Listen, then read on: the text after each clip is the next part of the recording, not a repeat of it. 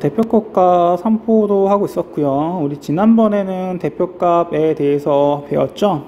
자, 우리 대표값 몇 가지에 대해서 했나 생각해보면 세 가지 했습니다. 세 가지. 자, 첫 번째 평균 했고요. 그 다음에 두 번째는 중앙값, 세 번째로는 최빈값. 자, 이렇게 세 가지의 대표값에 대해서 배웠고요. 자, 오늘은 이 산포도라는 걸 배울 겁니다. 산포도. 자, 산포도라는 단어는 여러분들 처음 들어봐서 조금 어려울 수 있을 텐데요. 자, 산포도는 뭐냐면 자료가 얼마나 퍼져 있는가, 자료가 얼마나 퍼져 있는가를 뜻하는 게 바로 산포도입니다. 산포도. 그래서 산포도가 뭔지 한번 확인하기 1번을 통해서 확인해 볼 건데요. 자, 확인하기 1번.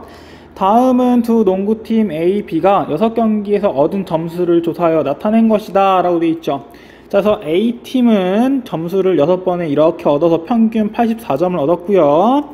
B팀 같은 경우에도 점수를 쭉 얻어서 평균 84점을 얻었어요. 자, 보니까 두 팀 모두 평균 84점.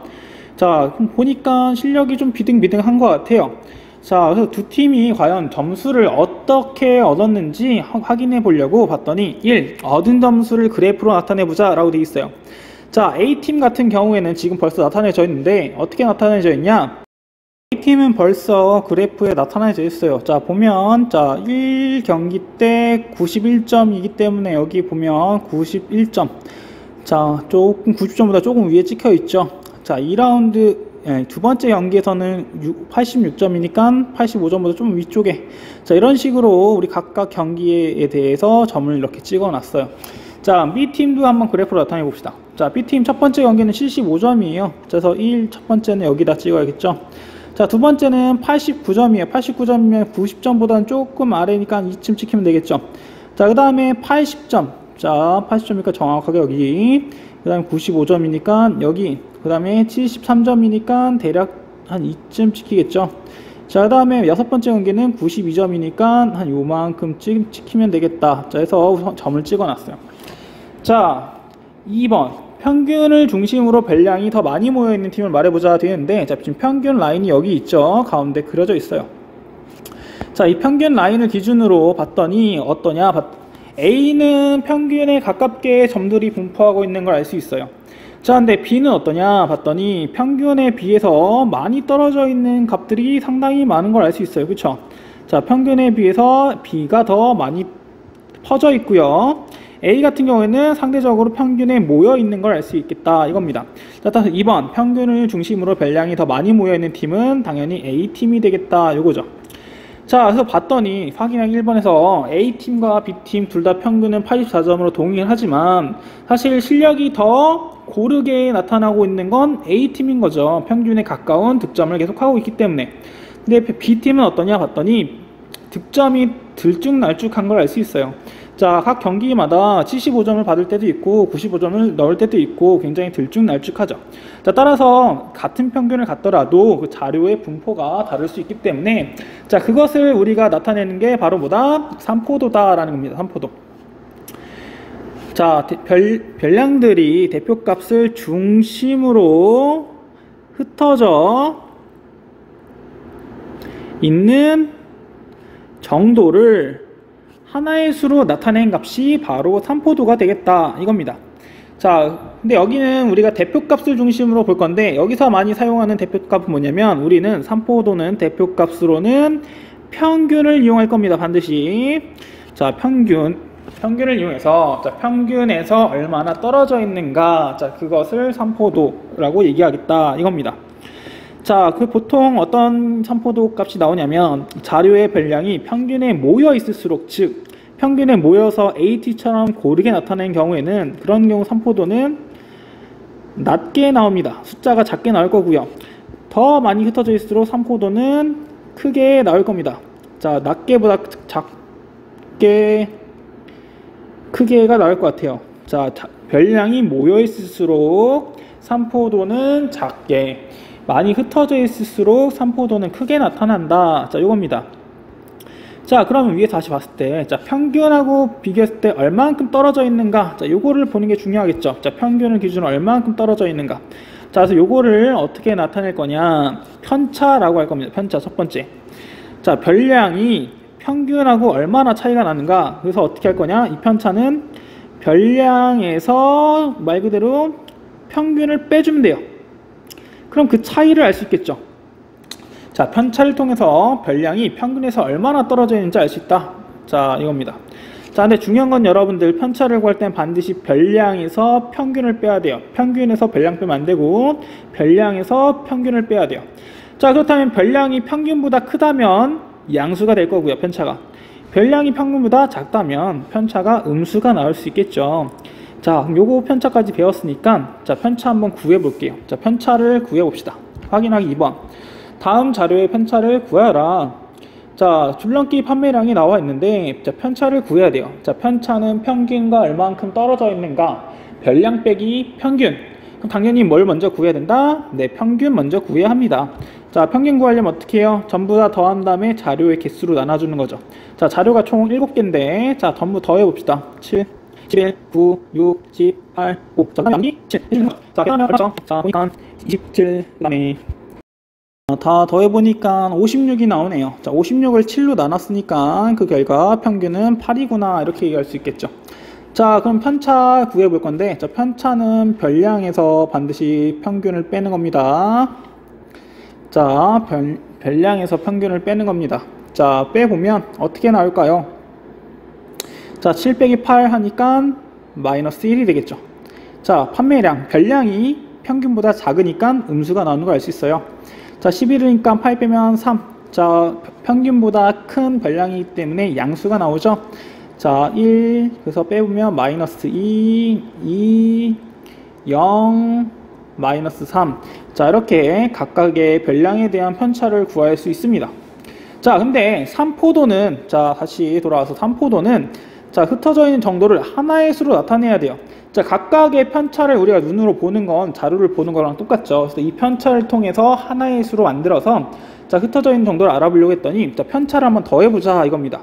자, 편차를 더했더니 얼마가 되냐면 자, 여러분들 편차가 지금 이렇게 나와 있죠.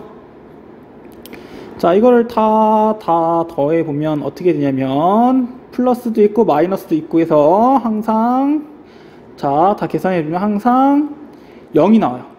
자, 어떤 자료든 편차를 더하면 0이기 때문에 이 편차 가지고 우리가 하나의 수로 만들기가 어렵네요. 자, 그래서 2번 채워보면 편차의 합은 항상 0이다. 편차를 바로 이용하여 3포도를 만들기는 어렵습니다. 자, 편차를 이제 그래서 한 번 더 가공해야 되는데 자, 편차의 합은 왜 항상 0이냐면 평균을 기준으로 작은 건 마이너스, 큰 건 플러스, 마이너스 플러스 합쳐서 0이 되는 거예요. 자, 그래서 요거를 어떻게 할 거냐, 편차를 그냥 쓰지 않고 편차의 제곱을 이용할 겁니다. 자, 우리 제곱하면 항상 뭐가 되죠? 양수가 되죠. 자, 음수도 양수가 되니까 전부 양수가 되겠죠. 편차의 제곱. 자, 그래서 편차의 제곱을 만들어서 이 편차의 제곱은 이제 모두 양수기 때문에 더해서 0이 되지 않아요. 자, 이 편차의 제곱의 평균을 이용해서 3포도를 만들겠다. 자, 그겁니다. 자, 그게 바로 분산이다. 자, 분산보다 편차 제곱의 평균이다. 자, 그래서 어떻게 계산하면 되냐면 당연히 편차의 제곱의 총합이 필요하겠죠. 편차를 제곱한 것들의 총합, 다 더한 값을 이제 뭘로 나누면 되냐, 자료의 개수로 나누면 되겠죠. 평균이기 때문에. 자, 이렇게 계산하면 돼요. 자, 근데 이 편차 제곱의 평균인 분산만 이용해서 우리 3포도를 나타내면 좋을 것 같은데 여기에 루트를 씌워서 자, 분산에 루트를 씌워서 표준 편차라는 것까지 만들 겁니다. 자, 표준 편차를 만드는 이유는 뭐냐면 자, 여러분들 줄넘기 판매량 같은 거 보면 단위가 개예요. 그쵸? 그래서 편차의 단위도 개입니다. 근데 편차 제곱이니까 단위가 어떻게 되냐면 개 제곱이 돼요. 자, 단위가 개 제곱인 게 이상하죠. 자, 왜냐면 개수를 2번 곱했기 때문에 단위가 개 제곱입니다. 근데 그럼 제곱이 없어졌으면 좋겠어. 그럼 제곱은 뭐랑 만나면 없어져요? 루트랑 만나면 사라지죠. 자, 그래서 단위를 맞춰주기 위해서 루트까지 씌워서 표준 편차라는 걸 만들어서 결국 표준 편차를 사용하게 될 겁니다. 자, 여기까지 지금 이해되나요? 자, 다시 한번 흐름 정리해 볼게요. 자, 우리 동일한 평균을 갖고 있는 자료가 있지만 자료에는 자료가 흩어져 있는 정도가 있다. 자, A팀 같은 경우에는 되게 굉장히 고르게 평균에 가깝게 나오고 있는데 B팀 같은 경우에는 평균과 상당히 많이 떨어져 있는, 왔다 갔다 하면서 많이 흩어져 있는 그런 자료가 나올 수 있더라. 자, 그럼 그런 흩어져 있는 정도를 뭐라고 표현하고 싶다? 삼포도라고 얘기하고, 이 삼포도를 통해서 얼마나 흩어져 있는지 알고 싶다. 자, 이겁니다. 자, 그래서 우리 흩어져 있는 정도를 알기 위해서 뭘 만들었냐? 편차라는 거 먼저 만들었어. 편차는 뭐냐면 별량 빼기 평균. 그래서 평균에부터 얼마나 떨어져 있는지 편차를 통해서 알 수 있어요. 자, 편차는 별량 빼기 평균.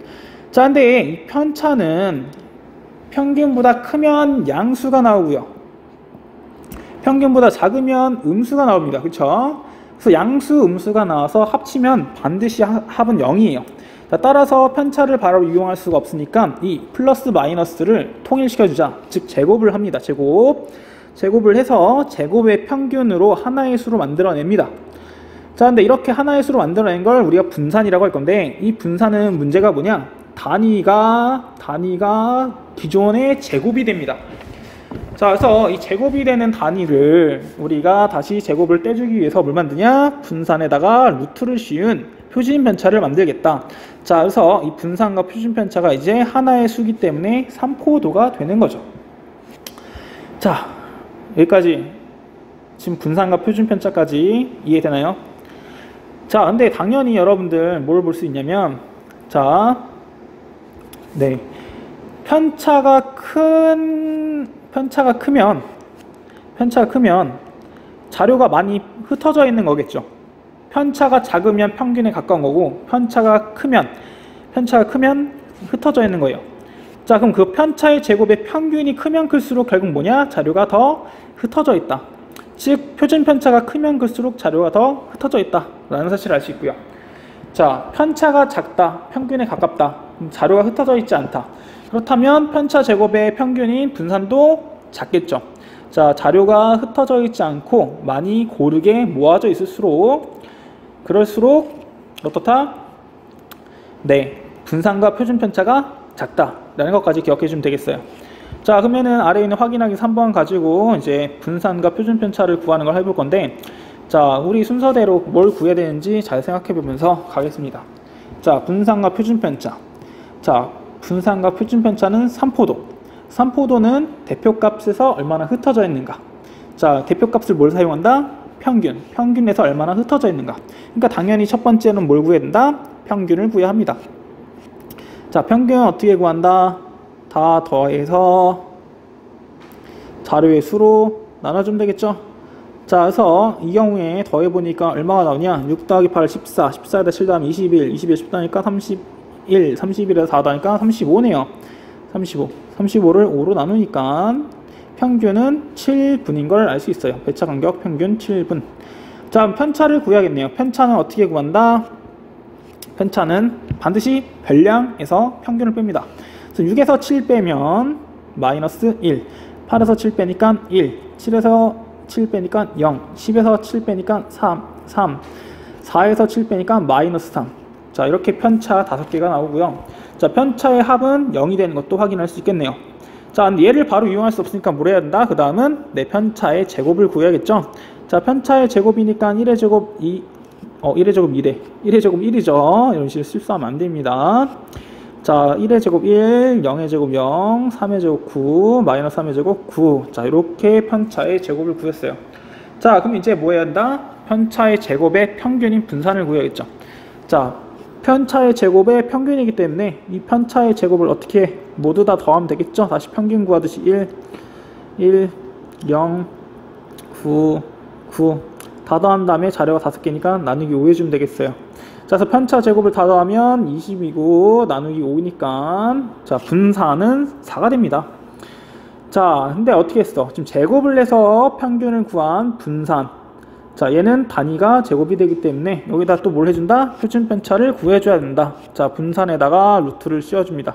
자, 분산 4에다가 루트를 씌워주면 루트 4. 자, 루트 4는 결국 2가 되겠죠. 자, 그래서 이런 순서대로 우리 분산과 표준 편차 구하면 되겠어요. 자, 다시 분산과 표준 편차를 구하는 과정 첫 번째 뭘 한다? 평균을 구한다. 평균 구합니다. 평균을 구해서 이제 뭐 한다? 네, 편차를 구해줘야 됩니다. 편차 구했으면 뭐 해야 된다? 편차의 제곱을 만들어줘야 돼요. 자, 그 다음 뭐 한다? 편차 제곱의 평균 분산을 만들어줘요. 자, 다음에 분산에다가 루트를 씌워서 뭐 해준다? 표준 편차를 구해준다. 자, 이 순서대로 가면 되겠습니다. 어렵지 않죠?